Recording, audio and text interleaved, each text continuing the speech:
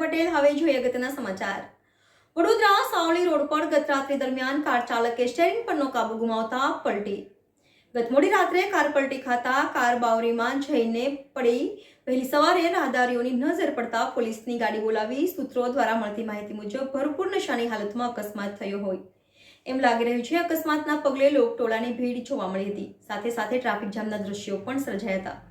Reporter Irfan Chauhan, NN news Vadodara. દર્શક મિત્રો, તમારી આસપાસ બની રહેલી અવનવી ઘટનાઓ વિશે જાણવા માટે NN ન્યૂઝને લાઇક કરો, શેર કરો, સબસ્ક્રાઇબ કરો અને બેલ આઇકન પ્રેસ કરો, જેથી આપને નોટિફિકેશન્સ મળતી રહે।